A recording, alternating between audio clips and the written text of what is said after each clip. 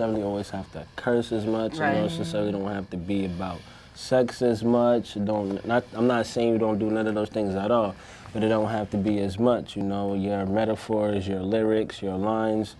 If you know how to do it right, you could do it clean. You know what I'm saying? Like those 2 songs I just did, you know, they were clean, no curses. I heard a curse. Nah, no curse. Okay, now which brings us to the one particular word I heard in your song that's considered by the older generation as a curse.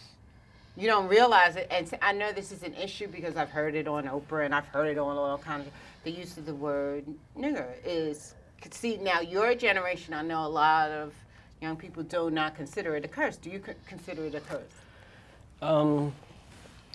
I wouldn't consider it a curse.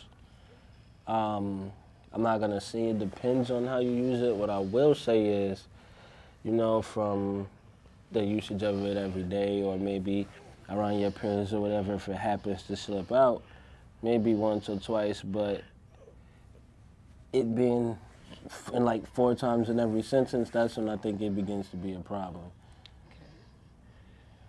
So, like when you're with your friends and just hanging out, that's a word that comes out quite often. But you do know the history. Not often. No. Not often. No, not often. I mean, in the song, it was more hardcore. So. Right. And that song, "Rap for My Girl," I know that's the one you're saying. Yeah. Okay. "Rap for My Girl." But you know, words evolve, language evolves. Yeah. I'm not getting on your case. Yeah. That, you know, and you cannot just put. Well, I believe you just cannot say that a word means one thing. It depends on who's using it and how it's being used. And so that's why I asked you, do you consider it a curse? Where someone in an older generation would definitely consider it a, you know, that's a no-no. You wouldn't use it. It has a negative connotation. Exactly. Because my whole thing is, I don't get how they can say people use too much curses in rap languages, but if you turn it to Comedy Central, or something like that, a comedian saying a bunch of curse words out of his mouth fluently and everybody's laughing at it. So if it's such a big problem, why is it something to laugh at? So you're saying, so in other words, you're saying that something that's very successful on TV uses profanity, they use curse words, so like where's the line being drawn here? Yeah. Like, if it's allowed to be aired, and stuff like that, somebody's condoning it. That's true. Yeah. I think a lot of people nowadays are using curse words very fluently in the English language, you know, and in songs, it's probably a little bit more easier for certain people to understand if you use a curse in place of another word. It's really in place of another word. There is another word that you can say in place of that. But I guess for some people, they feel better listening to the curse.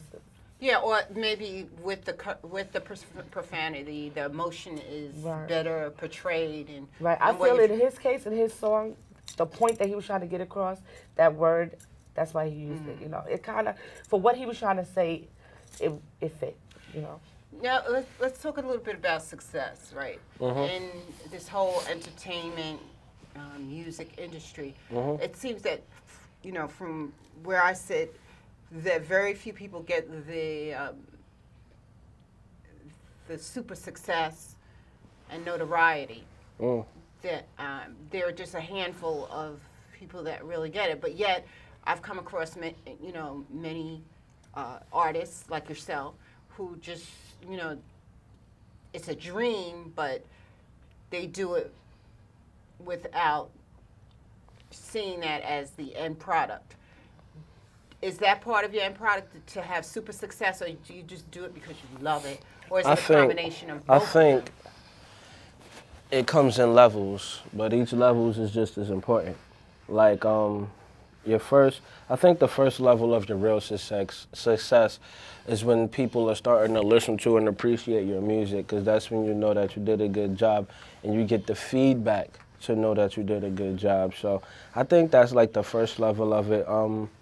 What people will call a second level of super success, I guess, when you get money and all of that. But that's not really a success part to me. I think that's just the things that comes along with it, the icing on the cake.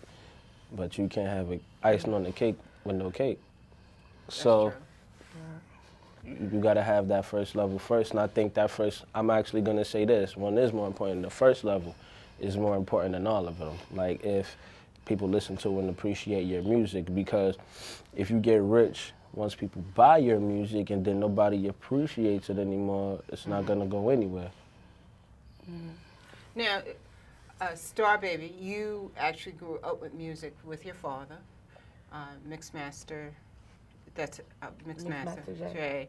And so that's always been like a part of what you can remember. How about you, Jay? Is that also, did you grow up in a musical family? Yeah, like I've been a rapper since I was about 11 years old. Okay. And a lot of people, when I was a little kid, I remember to this day, try to battle rap me, and this, that, and the third. Oh, really? Yeah. Explain battle rap. I need to know. I mean, when I was 11, my battle raps was like kiddie. You know, kiddie raps might talk about your dirty socks or something like that. But, you know. How do you rap about dirty socks? You just like off the cuff, just. You know, we'd be in the hallway or something like that, and everybody got their shoes on, and you forgot to put your shoes on. And you might have that hole in your sock or something like that after you just scraped your foot on the door. But and then you would rap about that. Then you rap about that. Or that hole you got in your T-shirt after you was walking past the gate and they got caught in it. You would rap. Yeah. I mean, but. So you're skilled like that where you could just like write when I off was the 11, bat, just, I'm not just even do gonna that? lie to you. When I was 11, it was that clean. But when I got about 13, you know, it was a little bit more, you know, because when you get in that age, it's more peer pressure. I was going on 14 at the time. I was entering high school, you know, and stuff like that. So, you know. No, what I'm asking is that, okay, so you had the dirty socks or the torn T-shirt. You could just like come up with. So if I put you on the spot right now, you could just like come up with something, like real quick, like something to do with Star Baby, and you right here on B-Cat on Straight Up. I mean, I'm gonna put you on the spot. Go ahead. I mean, I could try. Okay.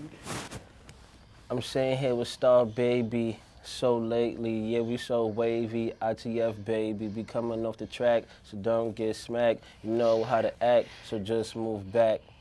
Yeah, love it. Absolutely love it. On the spot, yeah. That's good. Now, can I put you on the spot? now, you know, everyone is different. You know, that's his background. So how about you? Is your creative process like spontaneous like that, or do you have to like simmer, like you know? As far as punchlines, or just being able to like you know, come up with stuff, or do you have to let things simmer and then they come out over time? Yeah, probably not as quick as. Yeah, okay, that's all right.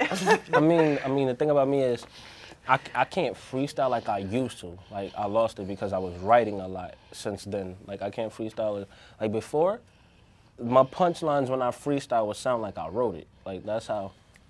Quick I used to be able to do it, but now I've been writing a lot. So I would tell somebody, don't get it twisted. Like I might not be able to freestyle with you like how I used to, but if you want to go song for song. Okay, so what I'm hearing from you is that since you started writing a lot, the freestyling skills kind of dropped. Because you dropped, but I don't do it as much. You don't do it as much, so you don't. Yeah. Oh, okay, I get it. So, do you enjoy writing as much as freestyling? Yeah, I enjoy the creative process of writing, like to be able to write. And I'm very blessed to be able to write R&B and rap, and don't let the two styles intersect, but I can use them for each other, one for another. Like R&B, my R&B style, I could use that to make a rap song more softer, make it more melodic and more softer. And also for an R&B song, when it comes to the rap part, I could use that skill to make the words rhyme a little bit better in the way the lines are connected. So. Now, Jay, do you write for other artists? Okay. I have one of my best friends of about 7 years. Write for him. He lives in Chicago right now. His name is Matthew Brown. Is that his stage name, or does he goes by Matthew Brown? Yeah, he goes by Matthew Brown, and I've been writing songs for him. I've been on the phone with him for about 5-6 years now. I haven't really seen him since I lived in California. Okay. And so. What part of California?